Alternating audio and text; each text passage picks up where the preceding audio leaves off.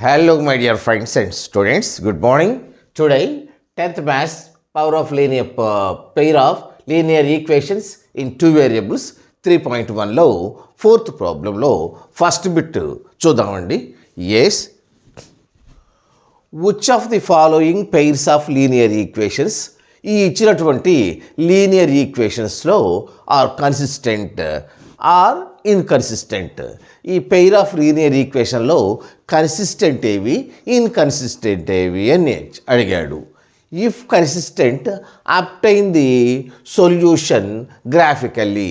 అవి కన్సిస్టెంట్స్ అయితే గ్రాఫ్ ద్వారా ఆ సొల్యూషన్స్ రాబట్టమన్నాడండి.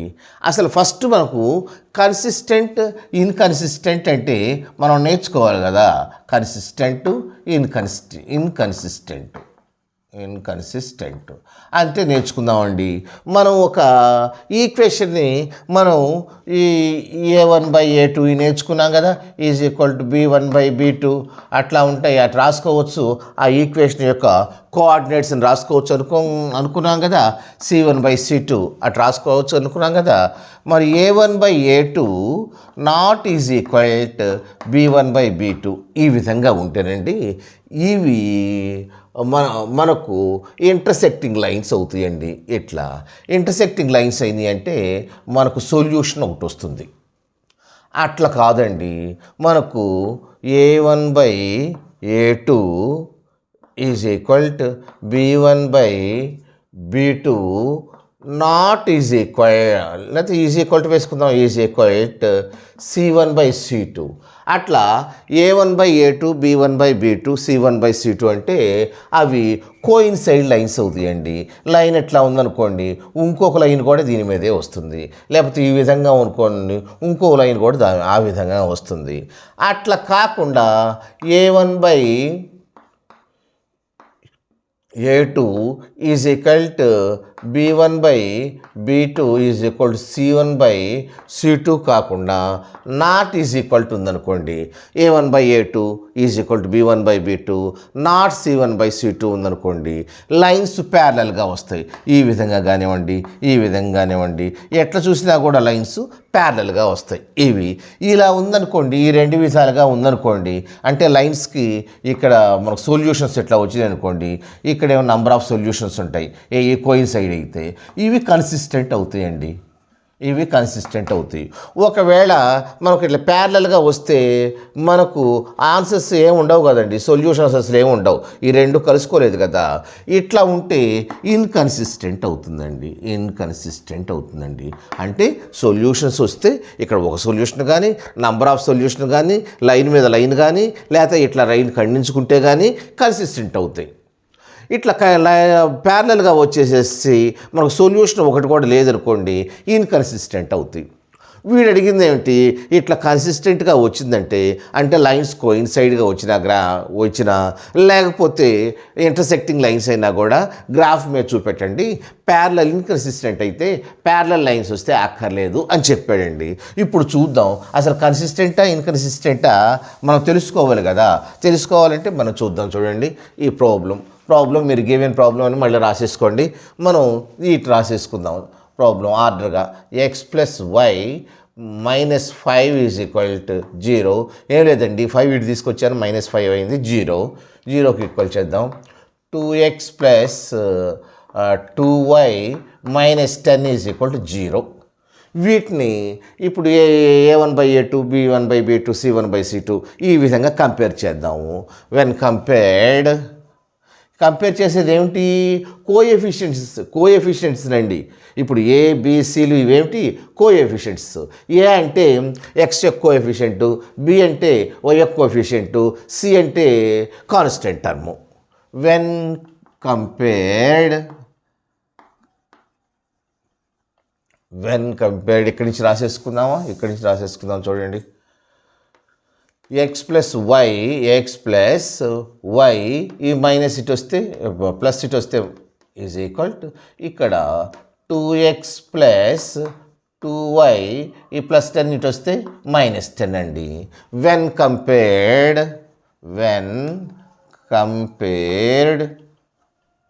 when compared చూద్దాం చూడండి.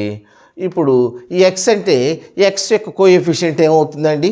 ఏనే కదా. ఏ ఈజ్ ఈక్వల్ టు 1. ఎక్స్ ఇక్కడ ఏమీ లేకపోతే ఎన్ఎక్స్ అని దీని అర్థం ఒక ఎక్స్ అనే కదా 1. అదేవిధంగా వై యొక్క కోఎఫిషియంట్ బి అవుతుంది కదా.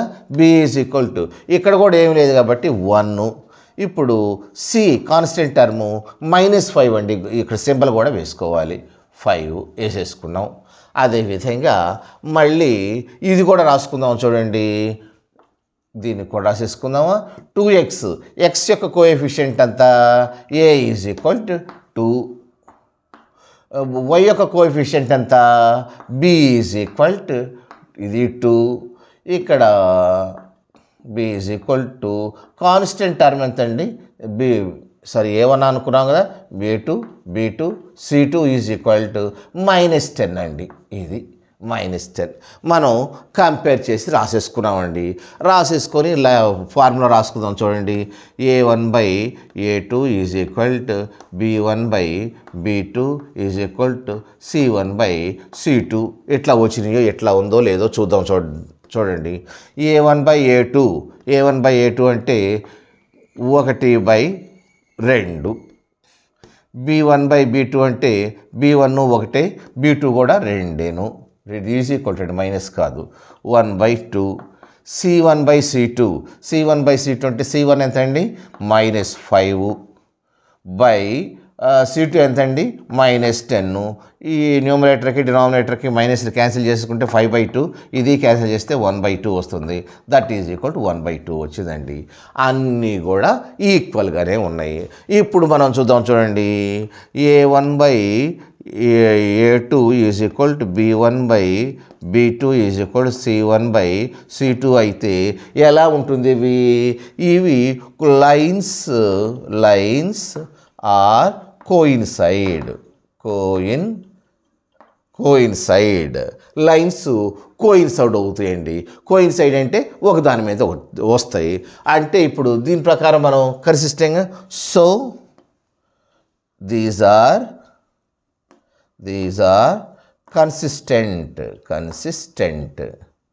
కన్సిస్టెంట్ అంటే చాలా ఉంటాయి కదా. Solutions are many.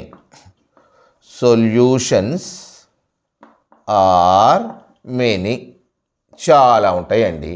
ఎస్ మనం రాసేసుకున్నామండి. సొల్యూషన్స్ మెనీ ఉంటాయి. ఎట్లా ముందు ఇదేనండి ఇంపార్టెంట్. గ్రాఫ్ మనం నేర్చుకుందాము. ఏ విధంగా ఈ ఈక్వేషన్ ఈ విధంగా ఆర్డర్ ప్రకారం రాసి వెన్ కంపేర్ చేసుకున్నాం. A1 is equal to A1 B1 C1 ABC. ఇక్కడ A1 పెట్టాలి కదా. B1 C1. A1 is equal to x యొక్క కోఎఫిషియంట్ అంటే ఏం లేదు కాబట్టి 1.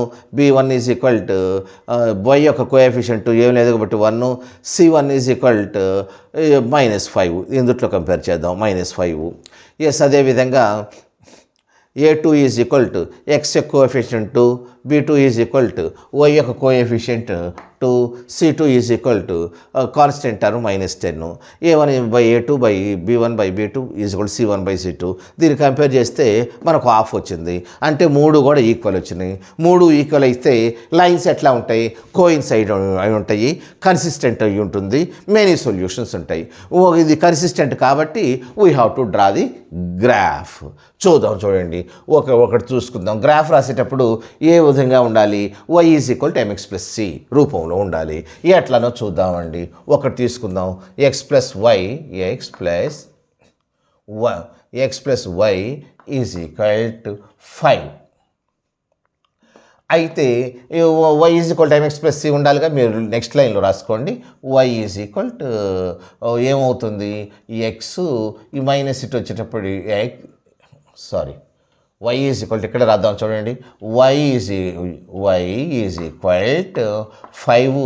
ఈ ఎక్స్ అటు వెళ్ళేటప్పటికి -x అవుతుందండి. అంతే కదా. ఈ +x అటు అయ్యేటప్పటికి -x వస్తుంది. y is equal to 5 - x అండి. దీనికి మనం గ్రాఫ్ రాయాలంటే టేబుల్ రాయాలి కదండి. ఇక్కడ కూడా టేబుల్ రాసేద్దాం.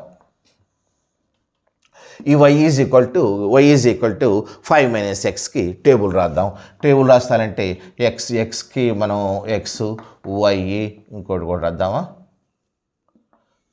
ఎక్స్ వై మళ్ళీ ఈ కోఆర్డినేట్స్ కూడా రాయాలి కదా, ఈ X why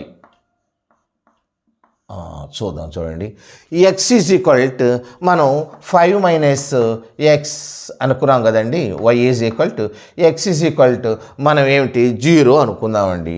X is equal 0 అయితే వై ఈజ్ ఈక్వల్ 5 అవుతుంది కదా. 5 ఇది 0 5 coordinates. X is equal to 1 అనుకుందాం అనుకోండి. దీన్ని 1 అనుకుంటే 5 మైనస్ 1 4 అవుతుంది కదండి. ఇది 1 అనుకుంటే ఇది 4 అవుతుంది. ఇది coordinates 1 4 1 4. Next X is equal 2 అనుకుందాం అనుకోండి. 2 అనుకుంటే 5 మైనస్ 2 3నే కదా. ఎక్స్ ఈజ్ ఈక్వల్ 2 అనుకుంటే ఇది 3 అవుతుంది. కోఆర్డినేట్స్ 2 3. చిన్న చిన్న ఏ అనుకుందామండి, ఎందుకంటే పెద్ద పెద్దవి అనుకుంటే గ్రాఫ్ పెద్దగా మనం లేకపోతే scale 1 unit is equal 1 centimetre is equal 2 units 3 units అట్లా ఎక్కువ తీసుకోవాలి కాబట్టి మనం చిన్న వాటితోనే వద్దామండి. ఇంకోటి కూడా అనుకుందాము, 2 అయితే సరిపోతాయి కానీ ఇంకోటి అనుకుందాం. ఎక్స్ ఈజ్ ఈక్వల్ 3 అనుకుందాం అనుకోండి. 3 అయితే 5 మైనస్ 3 2నే కదా వచ్చేది. అప్పుడు వై ఈజ్ ఈక్వల్ 3 3 2. రైట్, వచ్చేసిందండి, ఓ గ్రాఫ్ వచ్చింది. ఇంకోటి కూడా కనుక్కొని మనం గ్రాఫ్ గీద్దామండి, 2 ఎట్లా ఉన్నాయో. ఇంకొకటి ఏంటంటే ఇప్పుడు 2x మైనస్ 2y, ఇంకొకటి 2x minus 2y is equal to 10. దీన్ని y is equal to mx plus c రూపంలో రాసుకోవాలంటే 2y is equal to 10 minus 2x వస్తుందండి. 2x వస్తుందండి. 2y X is equal 2y plus కదా, ఇది ప్లస్. 2y ఈజ్ ఈక్వల్ ఇటు పక్క ఏముంది 10. ఈ 2x అటు వెళ్ళేటప్పటికి మైనస్ 2x అవుతుంది కదా. దేర్ఫోర్ మనకు 2y కాదు కనుక్కునేది, y విలువేనా కనుక్కునేది. y is equal 10 minus 2x. ఈ 2 ఇటు వస్తుంది, బై 2 అవుతుంది. 2y అంటే 2 ఇంటూ y కదా, ఇక్కడ ఇంటూ ఉంది కాబట్టి డివైడెడ్ బైగా వస్తుంది. ఇప్పుడు మనం దీనికి ఒక టేబుల్ రాసేసుకుందామండి. టేబుల్ రాద్దాం.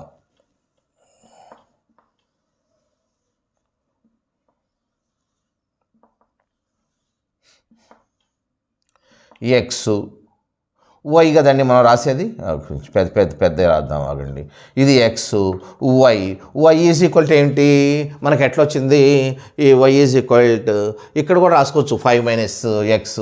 వై ఈజ్ ఈక్వల్ టు ఎంత వచ్చింది మనకు 5 మైనస్ ఎక్స్ వచ్చింది. ఇక్కడ కూడా వై ఈజ్ ఈక్వల్ టు ఎంత వచ్చిందండి, 10 మైనస్ 2x బై 2 కదా. 10 మైనస్ 2x బై 2 అక్కడ కూడా రాసేసుకుందాం, వచ్చే నష్టమే ఉంది.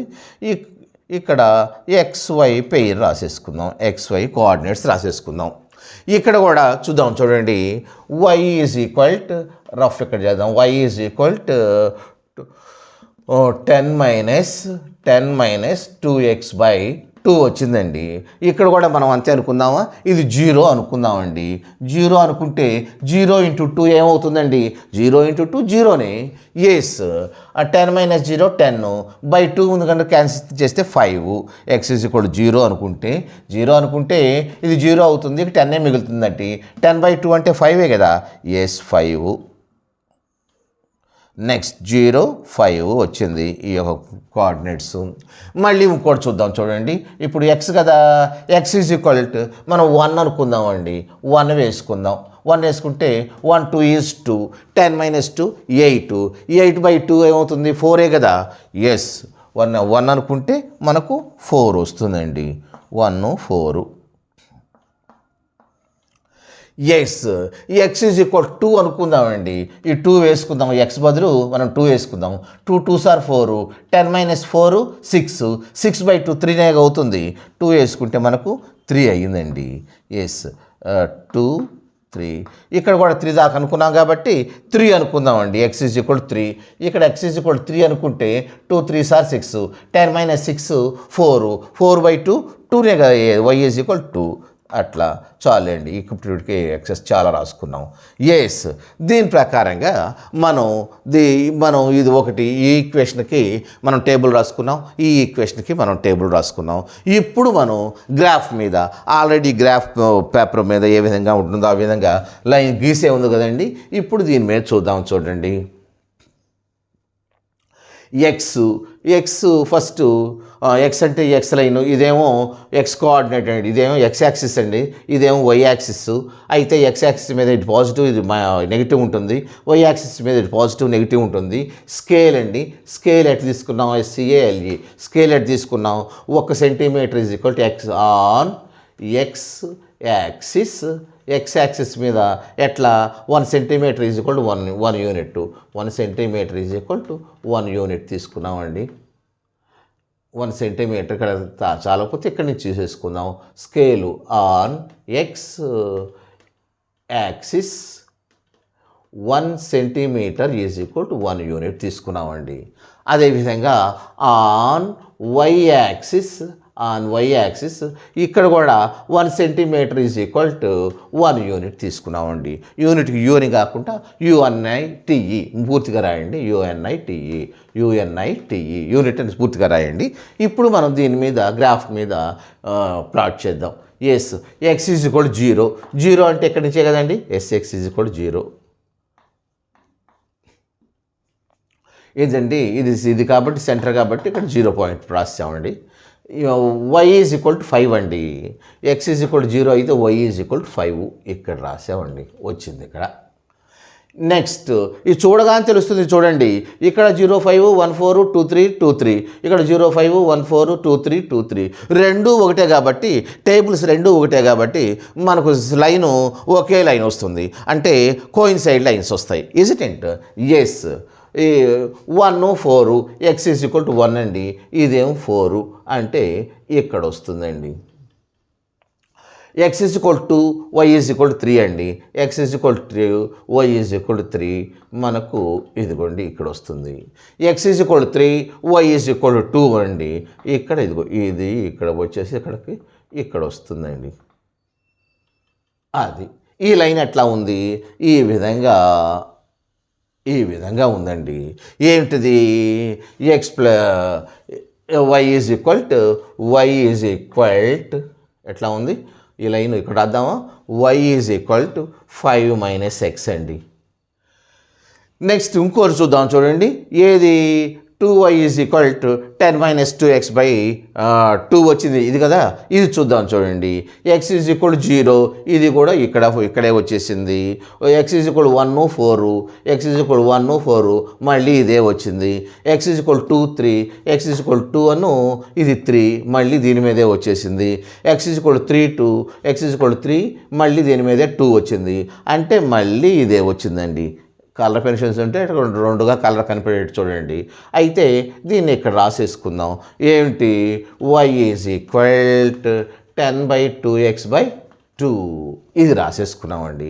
ఇప్పుడు లైన్ మీద లైన్స్ వచ్చినాయి, స్కేల్ రాసుకున్నాం, కోయిన్సైడ్. ఇక మనకు ఇబ్బంది ఏమి లేదు కదా. వాడు ఏమడిగాడు? Which of the following pairs are linear equations? ఇది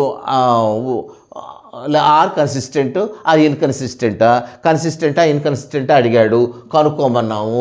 ఒకవేళ ఇఫ్ కన్సిస్టెంట్ అయితే applying the solutions graphically, graph ద్వారా మనం రిప్రజెంట్ చేయమన్నాడు. రిప్రజెంట్ చేసాం. మనకేమొచ్చింది?